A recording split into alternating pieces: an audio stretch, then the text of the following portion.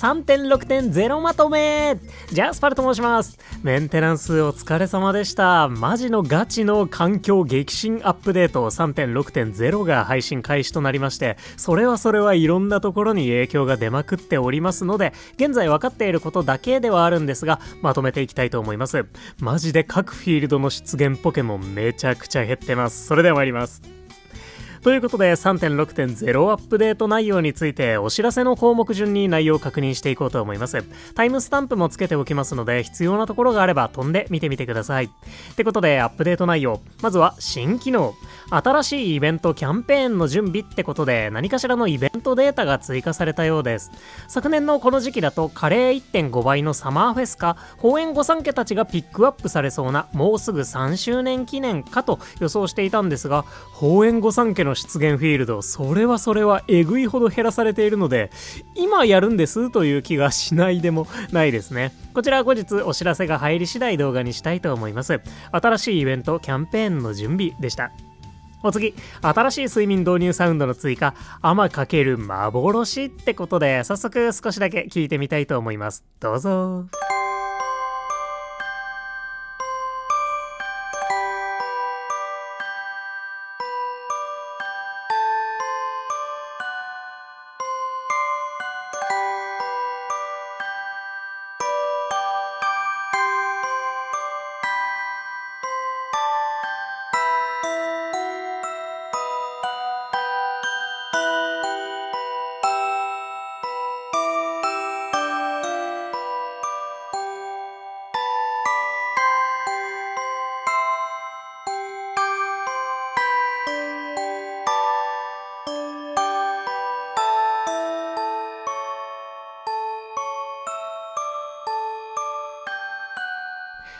ということで、オルゴール風な感じのキラキラ柔らかいアレンジがされているのかなと思います。私、オメガルビーアルファサファイア未プレイでして、夜に大空を飛ぶとアマ×夢がアマ×幻に変化するということをちょっとね知らなかったので、前回のアップデ予告動画ではちょっとトンチンカンなことを言っていたんじゃないかなと思います。申し訳ないです。ぜひね、今日の睡眠からラティアスたちのレベル70も狙いつつ一緒に寝て聞いてみてください。新しい睡眠導入サウンドアマ×幻でした。それでは続いて上限解放参りましょう。まずはお手伝いポケモンのレベル65から70に上限解放されました。65から70にするために必要な EXP は 15,799、 飴にして632個、夢のかけらは69万ちょっととなっております。レベル60から70で考えると飴1227個かけら114万ちょっとということで、そうポンポンと何匹もレベル70にするのはめちゃくちゃ大変そうですね。一応レベル50までとそれ以降みたいな感じで突然要求値が跳ね上がっているみたいなことはなくて、むしろふんわりマイルド寄りな調整だったんですが、まあ数字がでかすぎてあんまり関係ないのかもしれませんね。夢のかけらは順当に要求値が増えています。ニトヨさんがまとめてくださっていたんですが、レベル50から70にするための夢のかけらはレベル30から50の約 10.5 倍ということで、レベル50を10匹育成するかレベル70を1匹育成するかどちらか選んでねみたいな感じになっているそうです。ぜひ最強の1匹にリソース投じていきましょう。レベル上限70でした。ちなみにリサーチランク65時点でレベル70まで上げられるみたいなので、おそらくレベル70の解放リサーチランクは65か 61 とかなんじゃないかなと思います。もし情報をご存知の方いらっしゃいましたらお教えいただけたらと思います。レベル上限70でした。続いて話に出てきたリサーチランク、こちらも上限が65から70に引き上げられました。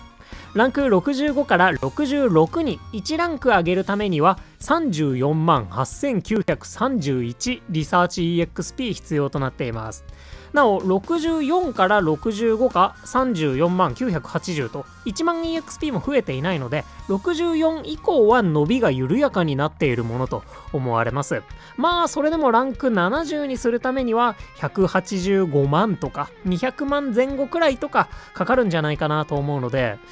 私でどれくらいかかるんでしょうね。1週間で9万リサーチ EXP とか、切りよく10万稼げたとして18週から20週ということになりそうなので、無課金初期税パルで、4ヶ月5ヶ月とかなんじゃないかなと思いますね。もしかするとランクカンスト前に新フィールドが来ていてもおかしくないのかなといったところです。夢のかけらをどこまで新フィールドの鍋拡張に備えるか、今のうちからある程度考えておくと良さそうですね。ちょっとまた考察したいなと思います。そんな感じでリサーチランク65から66は35万ほど、70までは200万ないくらいで上がるんじゃないかなと思われます。リサーチランクの上限70でした。続いてレシピレベルの上限解放です。こちらも65から70に引き上げられました。65から66にするために必要なエナジーは103万2639エナジーとなっております。で、64から65って16万くらい増えてたんですが、65から66は4万エナジー分くらいしか増えていないので、こちらもリサーチランク同様、64からは伸びが緩やかになっていそうです。70まではざっくり600万エナジーくらいでしょうかね。連打できれば意外とスルッと上がるような気がしないでもないんですが、どうなるでしょうかね。おそらく周年やカレーフェスで料理 1.5 倍も来ることと思うので、ガツッとレベル上げましょう。なお現在最強格のレシピはレベル64から65に上げることで1600エナジー前後くらい増えてるっぽいので、そのままいけば70になると今より8000エナジーくらいとか増える感じになるかもしれませんね。フィールドボーナス 85% だと1万5000エナジーに届かないぐらいとかになるでしょうか。3食分で4万エナジーちょっととか増えて大成功がなんやかんやみたいな話だとどれくらいになるんでしょうかね。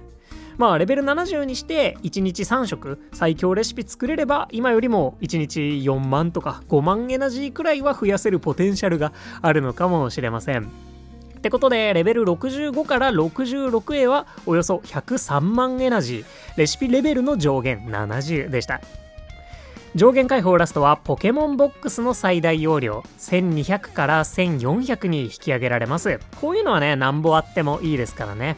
レベル80解放も現実的になったような気がするので、しっかりとねポケモンたち揃えておけるといいんじゃないかなと思います。私も最近いよいよ80から100になりましたので、120になるのはいつになるでしょうかね。そんなポケモンボックスの上限1400でした。上限解放以上4つとなります。大変なのはポケモンレベルというか飴とかけら、そしてリサーチランクでしょうかね。コツコツ参りましょう。それでは続いてバランス調整です。まずはお手伝いポケモンのサブスキルが解放されるレベルの調整ということで、もう皆さんご存知でしょう。75サブスキルが70に、100サブスキルが80にそれぞれ調整されました。めちゃくちゃ嬉しいですね。また80より後はサブスキルとは別のボーナスを用意するとのことです。今後の続報を待ちましょう。個人的に今一番レベル70にしたいのがマルノームなんですよね。70でついにスキル確率アップを解放してくれるので、もう育ててもうすぐ銀種使いたいなと思いますマルノームを育てるために大量のリソースを使うということでね、本末転倒味は感じなくもないんですが、いいんです。一緒にかけら集めていきたいなと思います。そんなサブスキル70と80でした。続いてポケモンの飴で得られる EXP の増加です。レベル30未満のポケモンが飴で獲得できる EXP が増加しました。レベル25までのポケモンは無補正で40、EXP アップで47、ダウンで33に増加して、レベル25から30までは無補正で35、アップで41、ダウンで29となりました。30以降は変わらず無補正で25、アップで30、ダウンで21です。こんなんもなんぼあってもいいですからね。ありがとうございます。それはそうと、個人的には伝説ポケモンの初期レベルガチャもやめませんかという気がしてるんですけれども、運営さんいかがでしょうか。こちらは難しいんでしょうかゲーム本編でもね、伝説ポケモンってレベル決まってたりとかするじゃないですか。ミュウもね、レベル固定できましたし、どうでしょうか、ここらで。来年の伝説ポケモンからでいいので、初期レベル固定で40とかそれは強欲すぎますかね。30固定とかどうでしょうかね。それもちょっと初心者には強すぎるとか、レベルの上限解放とかいろいろ問題あったりとかしそうですかね。このあたりもね、ぜひとも皆さんのグッドやハイプで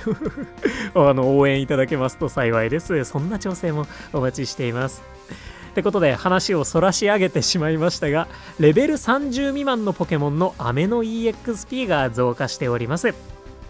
さあ、それではここからはその他の項目なんですが、その他というにはあまりにもでかすぎる調整が入っておりますね。まずは各フィールドで出会えるポケモンの種類の調整です。これがなんなら一番でかい。マジで環境激変も激変ポイントですね。各フィールドの出現ポケモン、超ざっくり3分の2からもう下手すると半分くらいに減っております。もう今日からのリサーチで影響があるわけなんですけれども、飴だったりとか厳選だったりとか、もう本当にレベル70解放もありますし、育成計画やらなんやら大きな変更を加える必要もありそうなので、しっかりとチェックしていきましょう。こちらいつもお世話になっておりますレノンクスポケスリ攻略ツールさんが画像にまとめてくださっておりますので、引用しながらチェックしていきたいと思います。ってことで、まず追加されたポケモンは特におりません。今回の調整では出現しなくなったポケモンのみとなっております。今後シアン EX とかでは帰ってくることになるんでしょうかね。彼らもまだそのフィールドでひっそりと暮らしているのかもしれませんが、出現しなくなったポケモンたち見ていきたいと思います。で、まず若草本島と若草本島 EX から参ります。こちら変更なしとなっております。若草は相変わらず大体何でも出てくるよといった感じです。通常若草本島で星3ネガオが少ないという特徴も相変わらず、 EX にトゲキッスが出てこないのも相変わらずですね。私なぜかトゲキッスの星1ネガオだけまだ見ていないので、今後見られる日は来るんでしょうか。若草行く機会あるかな。そんな感じで若草と若草 EX は特に変更ありません。ってことで、大きく変わったのはシアンからです。見ていきましょう。シアンウトウトではアーボ族、マンキー族、ウツドン、チコリータが出現しなくなりました。マダツボミはまだおります。なんとチコリータが姿を消しましたね。そしてスヤスヤではコラッタ族、ディグダ、ガーディ、ラッキー、ハピナスが出現しなくなりました。これによりシアンスヤスや最強ネガオだったハピナスが抜けることとなりますので、今後のいわゆる最終枠はヤドキングに戻るか、最終枠に入っていればアブリボンになるものと思われます。そもそも最終枠とか絶食枠という仕組み自体に手が加えられている可能性もあるんじゃないかと思うので、それは今後の検証待ちとなるんですが、一応最終枠はあるという体でお話進めていきます。これシアンスヤスヤで眠気パワーがかなり高くなってきた時、なかなかヤバそうな雰囲気を感じますね。どうなるんでしょうか。そしてシアンといえばのぐっすりタイプ、こちら水五郎族、玉ざらし、ピンプク、クワッス族が姿を消しました。まさか水タイプのパートナーポケモンまでいなくなろうとはっていう感じですね。進化でタイプが変わりますので、削るためにはこれしかなかったというようなラインナップなのかなと思います。そしてぐっすりもスイ君を除くと最強ネガオだったラグラージがいなくなりますので、おそらくカモネギが最終枠に戻ってくるものと思います。そんなことあるんですね。シアンぐっすりカモネギ最終枠厳選復活するのかもしれません。そんなシアンの砂浜なんですが、この先のトープやラピスなんかでゼニガメとか原種ウパーなんかが出てこなくなりますので、ゲットしやすいところではゼニガメ、ワニノコ、ウパー、ヤドン、アブリ、マネネあたりが実質専用フィールドとなりますので、それプラスキモリあたりを全力で探して次に行くみたいなフィールドになりそうな気がしています。美味しい尻尾の解放は若草かシアンでヤドンをゲットするか、メタモンをレベル60にするか、ミュウにひらめいてもらうかですね。そんなシアンの砂浜でした。お次、トープ洞窟。ウトウトからアーボ族、極林族、影坊主族、グレックル族がいなくなります。そしてスヤスヤからコラッタ族、プリン族、イーブイ、エーフィー、ソーナンス、アーチャモがいなくなります。なおウトウトにブラッキーは残っています。そしてぐっすりからププリン、トゲピー、原種ウパー族、若シャモたち、クチーとソーナノがいなくなります。アチャモなしはなかなか衝撃的ですよね。最終枠的にはウトウトがツボツボに変わっているでしょうかね。ぐっすりはフライゴンになっているはずですね。スヤスヤは相変わらずウィンディでしょうか。トープではパルデアウパー、人影、石つぶて、水五郎あたりが実質専用フィールドみたいな感じになっておりますので、そのあたりやホゲータ、ナックラーなんかを狙っていくフィールドになるような気がしますね。トープ洞窟でした。お次、宇野原雪原。ウトウトはコダック、マダツボミ、ゴース族、グレッグル族がいなくなります。スヤスヤはプリン、ヤドン族、イーブイ、トゲチック、ソーナンスがいなくなります。グレイシアはまだおります。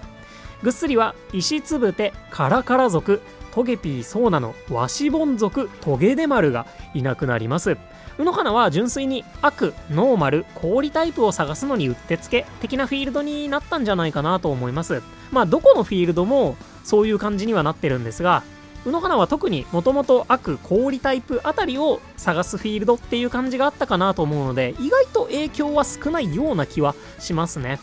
なおチルットがラピス、アンバーからいなくなりましたので、ドラゴンチームにチルットを加えたい場合、ウノハナで探すことになりそうです。ぐっすりにはね、氷タイプとベイビーであるピンプクもいるので、ちょっと激戦区すぎる気はしますね。そんなウノハナ雪原でした。お次、ラピスラズリコハン。ウトウトからはアーボ、コダック、マンキー族、チルタリス、ミカルゲがいなくなります。格闘タイプのマンキーがいなくなるとはという感じですね。ただこれだけ減らしてもラピスウトウトまだ比較的大所帯だったりします。これ以上は減らせないという感じでしょうか。そしてスヤスヤからはピカチュウ、プリン、ヤドン族、イーブイ、ネイティオ、アブリー族、キュアワーがいなくなります。ネイティはいるんですが、なぜかネイティオは許されませんでしたね。そしてぐっすりからはゼニガメ族、ピチュウ、ププリン、ウソッキー、リオル、チルットがいなくなります。ゼニガメがいなくなるのあまりにも痛いですね。ラピスが準専用フィールドっぽくなるのはミニリュウたちを除くと、不思議種、チコリータ、ニャオハ、アチャモ、ムンナ、ドードー、クワッスあたりになります。これにミニリュウ、ラルトス、ヌイコグマも入れると、ラピスも相変わらずなかなかゲットしたいポケモン盛りだくさんなので、結構難しいフィールドになってそうですね。そんなラピスラズリコハンでした。お次、ゴールド急発電所。ウトウトからはアーボ族、キモリ族、ストリンダーたち、ニャオハ族、ラウドボーンがいなくなります。ホゲータ族はいなくなるんですが、ストリンダー族はエレズンのみ残留しています。ラピスのゼニガメがいなくなった分、ミルクはエレズンで補給してくれと言わんばかりでしょうかね。